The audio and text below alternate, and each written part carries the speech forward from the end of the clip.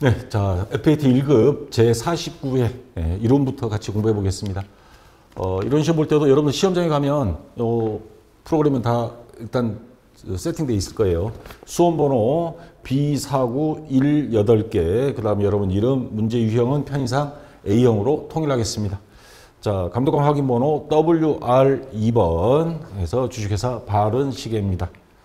요거 합격률은 61.88% 나왔습니다. 제가 한 5년치 평균을 내보니까 60% 정도가 평균치입니다. 평균 정도의 난이도가 이제 출제가 된 것 같고요. 이론 시험 1번, 다음에서 설명하고 있는 회계 정보의 질적 특성은 무엇인가? 어떤 회계 정보가 질적으로 괜찮은 거냐? 이걸 이야기하는 겁니다. 그래서 자, 회계 정보 보면 크게 회계 정보의 질적 특성은 4가지로 이야기합니다. 이해 가능성. 회계정보 이용자, 우리가 주식을 많이 하죠, 요즘. 백만개미들. 자, 주식을 하는데 그 회사 재무제표를 보는데, 어느 정도만 좀 공부하면, 이해할 수 있을 정도의 수준으로, 제공되어야 한다. 즉, 재무상태표 손익계산서 같은 게. 그 다음에 목적 적합성, 의사결정 관련성이라고도 합니다. 회계정보, 그 회사의 재무제표를, 재무보고서를 보고, 자, 이용했을 경우와 이용하지 않았을 경우, 의사결정, 주식을 만약에 구매를 한다 할 때 유리한 차이를 가져다 주는 정보를 말한다. 그래서 자, 그 회사에 우리가 투자를 할 때 어떤 예측이 가능하고 확인, 피드백. 그래서 여러분들 보면 재무제표는 전기분, 단기분에서 전년 대비 뭐 영업이익률이 몇 프로 올랐다. 이런 것들을 확인도 할 수 있고 그럼 올해도 괜찮을 것 같네 라고 예측도 하고 그 다음에 중요한 정보 중심으로 그리고 필요한 정보를 제때 제공해야 된다라는 거고요. 신뢰성, 분식회계하면 안 되죠. 그리고 모든 내용이 충실하게 표현돼야 되고 그 다음 비교 가능성, 기관별 아까 말한 전기, 단기 또는 다른 회사, 기업 간 비교 가능성이 있어야 된다 그러는데 지금 이 문제에서 중요한 거는 이겁니다. 자, 요 관로안의 보기 내목 하나네. 정보 이용자가 기업 실체의 과거, 현재 또는 미래 사건이 결과에 대한 예측을 하는데 도움이 되거나 또는 그 사건이 결과에 대한 정보 이용자의 당초 기대치, 예측치를 확인 또는 수정할 수 있게 피드백입니다. 그러니까 예측과 수정, 피드백까지. 그래서 요거에 관련해서 나와 있는 건 예측가치, 피드백, 확인, 뭐예요? 목적 적합성. 요 범주 안에 들어간 겁니다. 그래서 다시 보기로 오면 자, 크게 4가지 중에 뭐 요거는 없는 거고요. 비교 가능성이 있었죠? 신뢰성 있죠? 목적 적합성입니다. 여기에서는. 그래서 4번이 정답이 되겠습니다. 자, 쉽지 않은 문제죠. 그 다음 2번. 자, 다음 중 손익계산서에 반영되어야 할 내용으로 옳은 것. 유형자산에 대한 감가상각비, 매도가능증권 평가손익, 특허권 취득하기 위해 지급한 금액, 자기주식 처분이익. 자, 헷갈리죠? 프로그램 켜 있으면 계정 과목 및 적용 등록 메뉴에 가서 여기 쭉 나와 있습니다.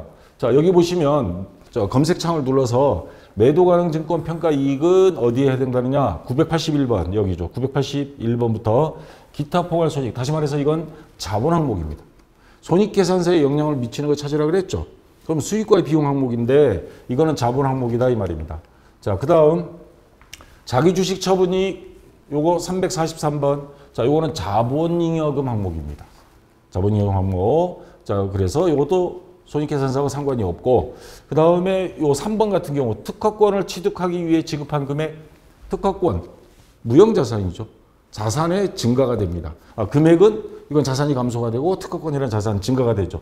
그래서 얘는 재무상태표, 요 2번과 4번은 재무상태표에서 얘네들은 자본과 관련된 거고 자 감가상각비는 판매비와 관리비 다시 말해서 손익계산서에 들어가는 항목이다 이 말입니다. 그래서 1번이 정답이 되겠죠. 자, 그 다음 3번 문제.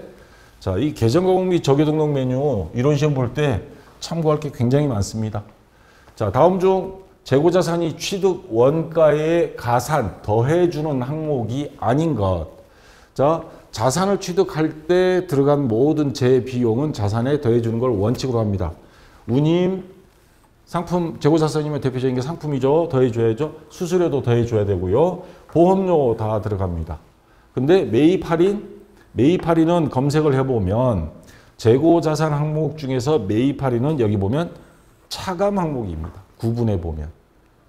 여러분들 그 순매입액 구하는 공식 기억나죠? 순매입액은 어떻게 돼요? 총 매입액에서 매입 환출 및 애누리 할인 빼고 나머지만 순수한 매입액으로 보죠. 매입 할인은 차감 항목입니다. 그래서 2번이 정답이 되고요. 자, 그 다음 4번 문제입니다. 자, 자본적 지출, 수익적 지출이라는 문제인데, 자, 다음은 주식회사 항공이 유형자산 취득 후 지출 내용이다. 자본적 지출로 처리해야 할 금액이 합계액은 얼마인가? 반대되는 개념은 수익적 지출이죠. 자, 본사 건물이 엘리베이터 설치 금액이 크고 그 회사의 그 자산, 여기서는 건물이라는 자산의 가치가 증대가 되죠. 엘리베이터 있는 건물하고 없는 건물은 그 사고 팔 때 금액이 차이가 있겠죠. 자, 얘는 자본적 지출에 더해줘야 될 거 맞고요. 기계장치의 불량률 감소를 위한 측정장치, 요거 저도 책 인쇄하는 인쇄소 가보면 그 감지기들이 있습니다. 수십 개씩 달아놓는데 하나당 뭐 500만 원, 1000만 원 하더라고요. 굉장히 비싸더라고요. 이러한 것들은 자본적 지출로 봅니다. 나중에 그 기계를 팔게 되면 그만큼 요거는 돈을 더 받겠죠. 옵션, 자동차 같은 경우 있는 거 없는 거 차이가 있죠. 더해줘야 되는 항목이고요. 건물이 파손된 유리를 교체한 겁니다. 이거는 단순한 수선비, 다시 말해서 수익적 지출에 해당이 되죠. 자, 건물 유리창 깨진 것 끼웠다 그래서 부동산에서 가치를 더 쳐주진 않죠. 그래서 자, 정답은 요 첫 번째와 두 번째 더한 거 2천만 원 맞죠? 그래서 3번이 정답이 되겠습니다. 자, 요거는 난이도가 쉬운 문제고요. 자, 그다음 5번 문제. 돌아가니. 다음 자료를 토대로 취득 원가에서 감가상각 누계액을 차감한 기계장치 2021년 말 순장부 금액을 계산하면 얼마인가? 지금까지 낡아버린 거를 빼고 순수하게 현재 가치. 자, 그러면 2020년 7월 1일 기계장치를 500만 원에 구입했습니다. 그리고 지금 언제? 2021년 말입니다. 그러면 1년 6개월이 지났죠. 자, 정액법으로 감가상각을 하고 있고 내용연수는 5년, 잔존가치는 없고요. 월할 단위로 상각한다. 그러면 정액법으로 내용연수 5년분에 취득원가 얼마예요? 네, 500만 원. 500만 원 마이너스 잔존가액은 제로입니다. 그러면 1년에 얼마? 100만 원이죠. 1년에 100만 원인데 자, 근데 지금 뭐예요? 2020년 7월 1일 사서 2021년 말이니까 1년 6개월이 지났습니다. 그러면 자 1.5 곱하기 1.5 1년 6개월이니까 얼마예요? 150만 원이 감가상각 누계액이 나옵니다. 그러면 취득원가 500만 원에서 150만 원 지금까지 낡은 거 합계액 요거 빼면 350만 원이 현재 장부상 가액이 되는 겁니다. 그래서 이거보다 더 받으면 유형자산 처분 이익이 되고요. 중간에 판매할 때 오히려 덜 받으면 손실이 되는 거죠. 자, 정답은 2번 350만 원이 되겠습니다. 자, 됐고요. 그 다음 6번 문제. 자, 또 계산 문제가 나왔습니다. 자, 여러분들 요 암기 기본적으로 최소한 암기해야 될 거 매출총액, 매출원가 요 정도는 알고 있어야죠. 자, 다음 자료를 토대로 주식회사 항공이 기말상품 재고액을 계산하면 얼마인가? 기말상품 재고액이 들어가 있는 공식을 생각하면 됩니다. 여기 있죠. 매출원가 공식에 기초상품 재고액 더하기 순매입액 마이너스 기말상품 재고액. 자, 그럼 보겠습니다. 기초상품 재고액 여기 있어요. 17만 원, 17만 원. 자, 그 다음에 단기 순매입액, 단기 상품 매입액 85만 원. 매입 환출 및 애누리액은 없습니다. 그러면 더하기 85만 원. 자, 기말 상품 재고액은 이걸 X로 보겠습니다. 자, 근데 요거를 알려면 매출원가가 알아야 돼요. 매출원가를 Y로 보고. 그럼 매출원가를 구해야 얘를 구할 수 있습니다. 자, 그러면 매출원가가 들어간 공식은 매출총액 공식. 순매출액 마이너스 매출원가죠. 자, 얘가 Y입니다. 순매출액을 찾아요. 총매출액 120만 원 여기 있죠. 근데 여기 보면 매출 환입 및 애누리가 3만 원 있습니다. 얘는 어떻게 빼줘야겠죠. 빼주면 자, 순매출액은 117만 원이 됩니다. 117만 원. 마이너스 Y는 근데 매출 총이익을 또 알아야 돼요. XY 그러면 Z로 보겠습니다.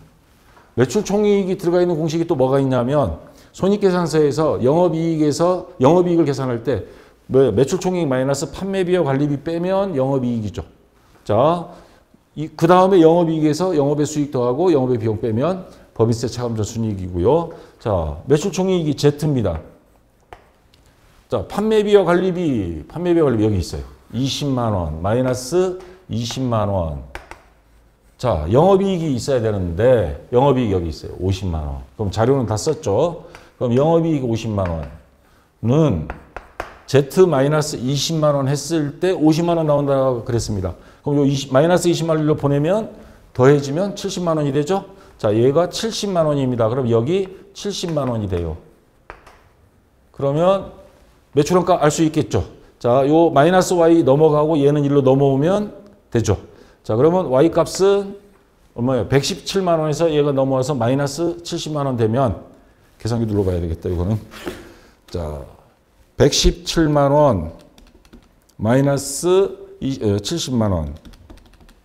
47만 원이 됩니다. 얘는 47만 원. 그럼 Y값 47만 원 여기는 자, X값 이제 알 수 있겠죠. 그러면 얘가 넘어가고 얘 이쪽으로 넘어오면 돼요. 그럼 17만 원에 85만 원 더하고 플러스 85만 원 그 다음 마이너스 47만 원 빼면 X값 55만 원이 나옵니다. 자, 여기 2번이 정답이 되겠죠. 자, 요 공식 정도 여러분들 머릿속에 있어야 되고요. 좀 시간이 걸리는 문제입니다. 자, 그 다음 7번 문제.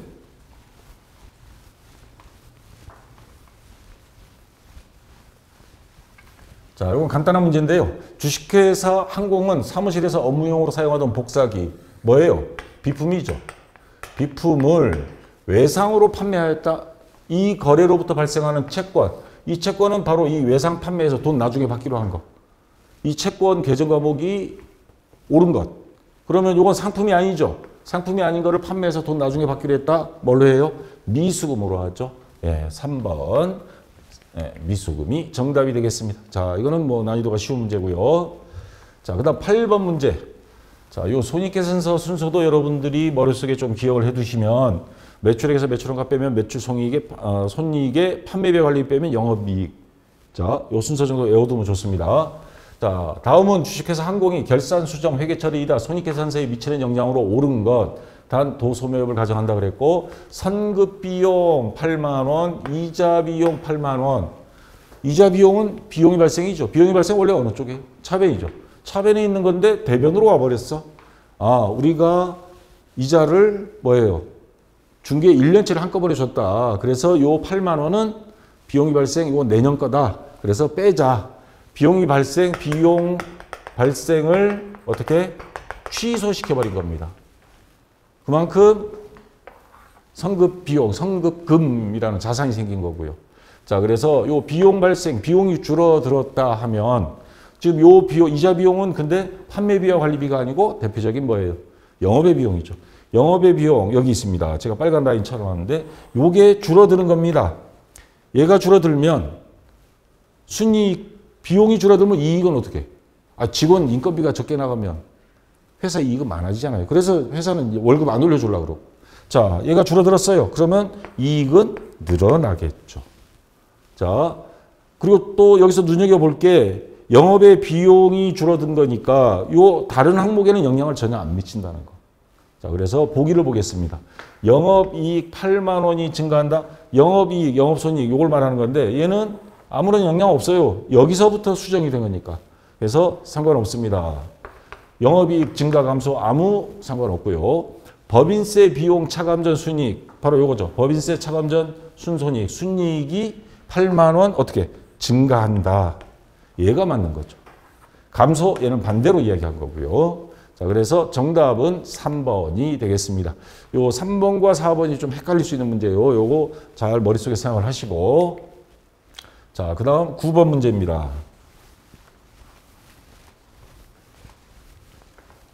자, 시험 문제는 여기까지입니다. 요거는 제가 풀이를 위해서 외상매출금 계정을 갖다 놓은 건데 다음 자료를 토대로 외상매출금 회수액을 계산하면 얼마인가?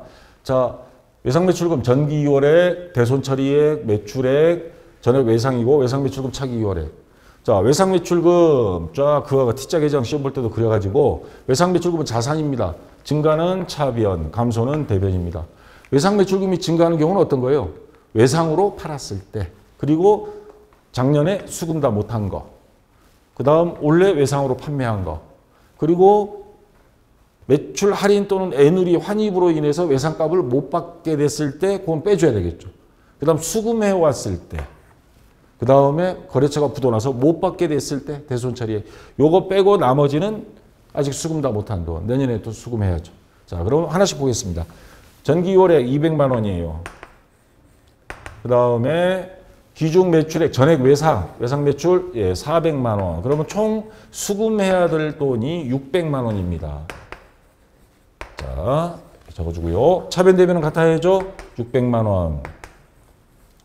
자, 대손처리액 50만 원이 있습니다. 대손처리액 거래처 부도나서 못 받게 된 돈. 그 다음에 매출 할인 애누리 환입은 없어요. 얘는 없고요. 차기 2월에 260만 원 아직 수금 안 됐다 그랬습니다. 260만 원. 그러면 600만 원에서 310만 원을 빼면 나머지는 어떻게? 회수가 됐다는 거죠.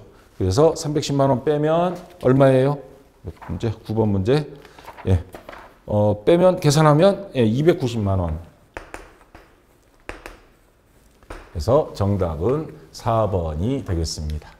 자, 요 외상매출 계정 요 머릿속에 한번 그려서 시험 볼 때 해보시고요. 자, 그다음 10번 문제.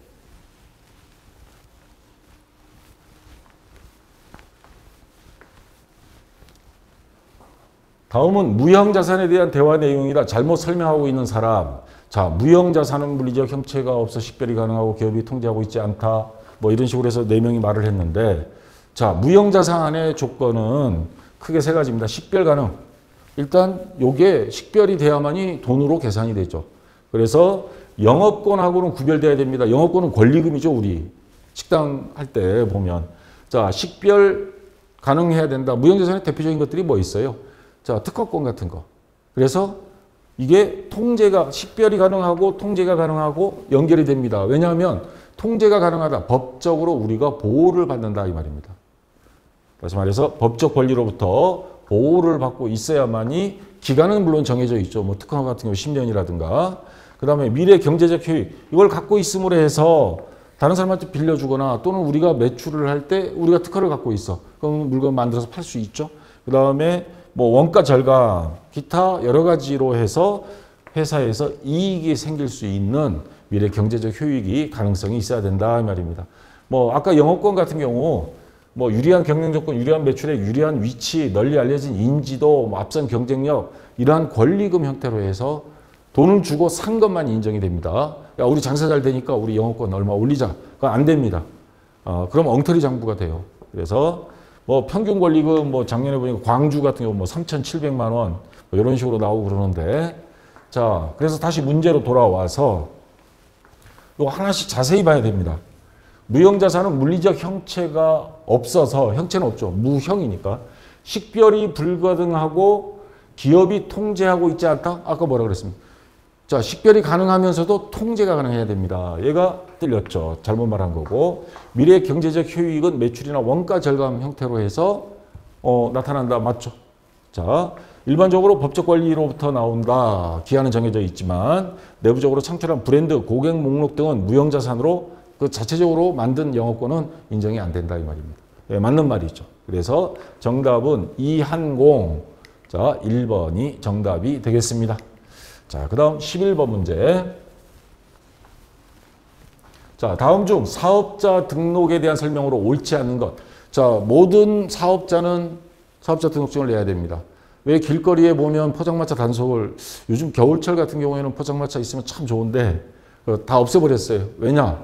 이게 사업자 등록증을 낼 수가 없습니다. 건물이 아니기 때문에. 도로에서 하는 거라. 주소가 있어야만이 사업자 등록증을 낼 수 있고, 그래서 사업자 등록증은 엄격히 정부에서 관리하는데 사람으로 따지면 주민등록번호 같은 겁니다. 그래서 각각에 대해서 사업 개시하고 세무서에 등록하고 그리고 그 번호로 해서 세금계산서 발행해야 되고 이익 생기면 부가세 신고도 해야 되고 자 사업자 등록은 사업장마다 하는 걸 원칙이고요. 사업자가 여러 개면 그걸 통합해서 하나로 할 수도 있고 그건 신청을 따로 해야 됩니다. 자, 그 다음에 사업을 시작한 날로부터 20일 이내에는 그러니까 개업하고 나서 20일 이내에는 반드시 신청을 해야 되고요. 물론 개업하기 전에 미리 하는 거는 괜찮습니다. 사업 개시 전에도 신청 가능합니다. 왜 이게 필요하냐면 식당을 오픈하는데 냉난방, 에어컨 같은 거 설치하는데 그거 세금까지 부가세까지 다 줬어요. 그러면 계산서를 받아야 돼. 받으려면 우리도 사업자 등록이 있어야 돼요. 그러면 나중에 요거 전부 다 환급 받을 수가 있습니다. 이익이 처음에는 이익이 안 나니까. 그래서 그 사업 개시 전에 개업 전에도 할 수 있는데 개업하고 나서 20일 이내에는 반드시 해야 된다.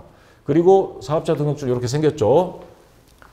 사업자 등록증은 신청일로부터 예전에는 5일이었는데 요즘은 인터넷이 발달돼서 3일 이내에 교부해 줘야 됩니다. 근데 실제 가보면요. 커피 한 잔 마시고 있으면 한 5분 있으면 나오더라고요. 요즘은. 자, 세무서 민원실에 가서. 자, 그래서 국세청장이 필요하다고 하는 경우는 5일에 하나에 연장할 수는 있습니다. 왜냐하면 이 보건 식당 같은 경우에 뭐 따로 그 조사해야 될 경우들이 있는 경우가 있어요. 허가를 받아야 되는 것들. 그렇고 그렇지 않은 것들은 3일이 기준인데 실제 가보면 금방 된다. 그리고 전국 어느 세무서에 가도 신청은 가능합니다. 자, 다시 문제로 돌아와서 사업자는 사업장마다 사업 개시일로부터 20일 이내에 사업자 등록을 신청하는 것이 원칙이다. 맞죠? 그리고 사업 개시 이전에도 신청 가능하고요. 신규로 사업을 시작하는 경우 사업 개시일 이전에는 사업자 등록 신청할 수 없다? 아니죠, 이거.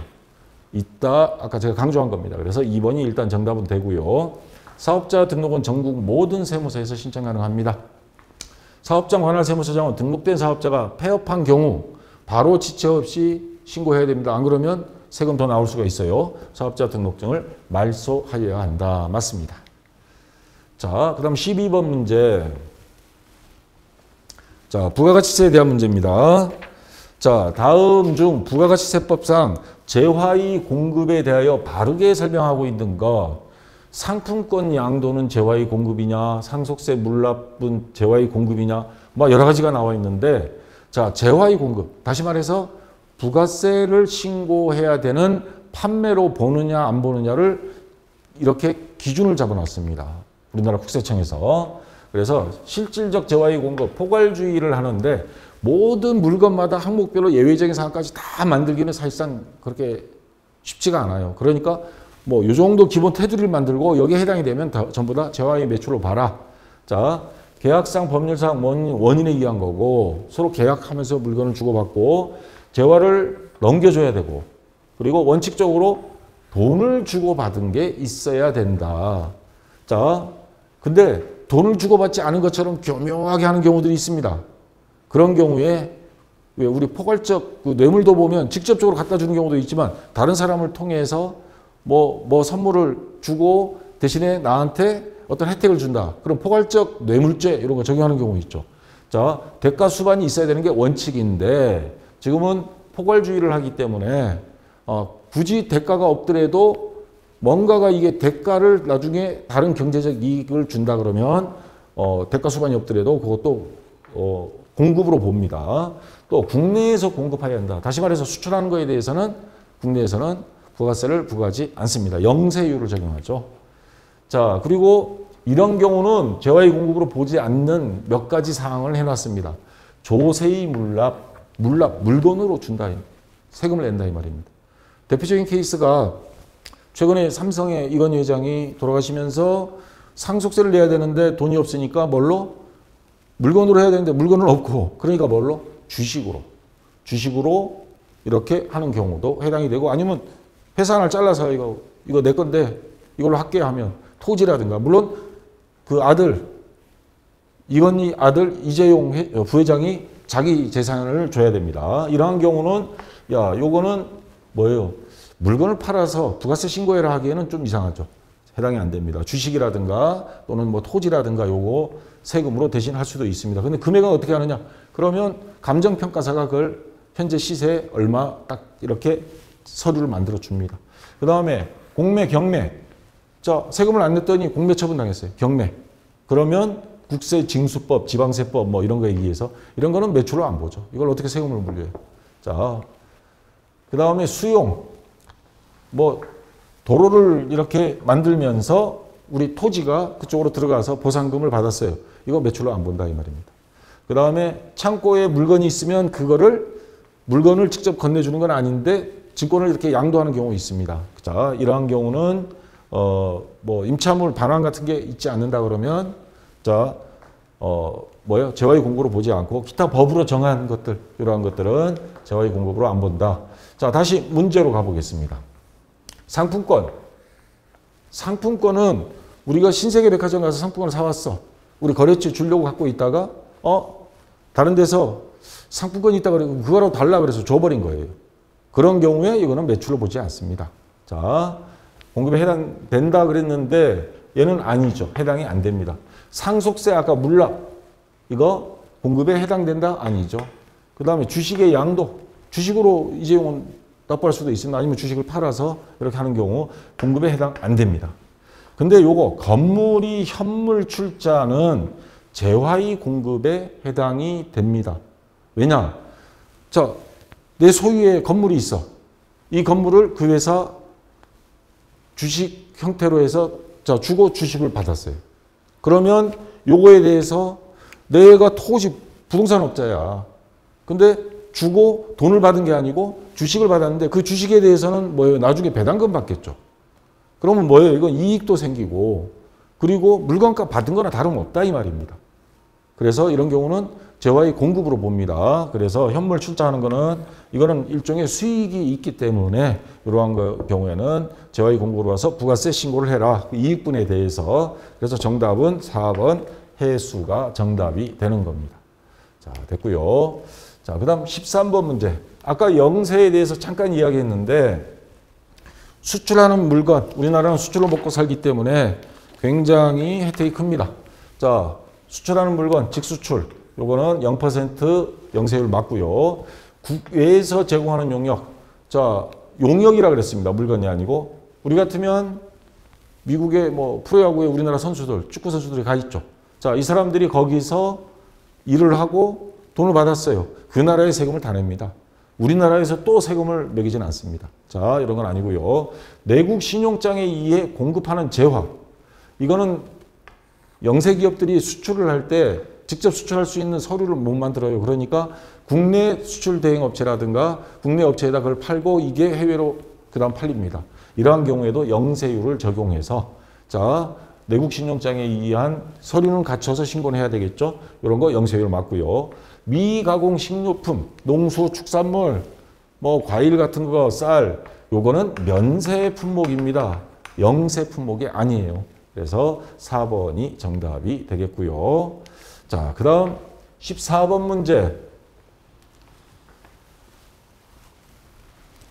자, 의류 도매업을 영위하는 주식회사 항공이 2021년 제2기 확정신고 기간 10월 1일부터 12월 31일까지 관련 자료를 토대로 부가가치세 과세 표준을 계산하면 얼마인가? 과세 표준 매출액을 말하는 겁니다.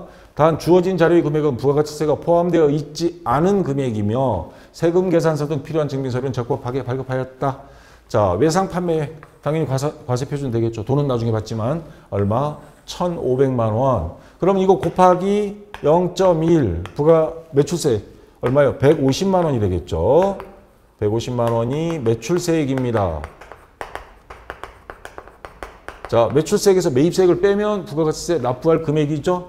자, 그런데 자, 10개월 할부 판매 할부이자 상당액 30만 원 포함입니다. 자, 10개월 할부 판매면 뭐예요? 단기 할부 판매입니다. 장기 할부 판매는 그 할부금을 받았을 때 그것만 매출액으로 보는데 1년 이내는 이건 그냥 우리가 상식적으로 생각하는 외상 판매처럼 보기 때문에 이것도 과세 표준으로 봅니다. 그러면 630만 원. 자, 과세 표준이니까 세금이 아니고 요 금액, 매출액을 말하는 겁니다. 요것도 더해줘야 되겠죠. 그 다음에 견본품 제공액. 견본품은요, 길거리에서 막 이렇게 나눠주기도 하잖아요. 요거 이익이 생기는 건 아니죠. 홍보를 위해서 하는 겁니다. 그래서 얘는 매출액으로 안 봅니다. 이것까지 하면 그건 너무 심하잖아요. 그래서 과세 표준은 요거 두 개 더하면 2,130만 원. 근데 만약에 신고할 매출세액은 얼마인가 하면 곱하기 0.21 해서 요거까지 63만 원 더해서 그게 매출세액이고요. 여기서는 과세 표준 매출액. 그래서 2,130만 원. 네, 3번이 정답이 되겠습니다. 자, 마지막 15번 문제. 자, 다음 15번 문제. 다음은 주식회사 항공이 2021년 제2기 부가가치세 확정신고 자료이다. 확정신고 시 부가가치세 납부세액을 계산하면 얼마인가? 단 세금계산서는 적법하게 수수하였고 주어진 자료 외에는 고려하지 않는다. 자, 여기 보시면 여기 함정을 파놨어요. 조심해야 돼요. 과세 표준 매출액 4억 5천만 원. 근데 이 밑에는 뭐예요? 매입액이 아니고 매입세액입니다.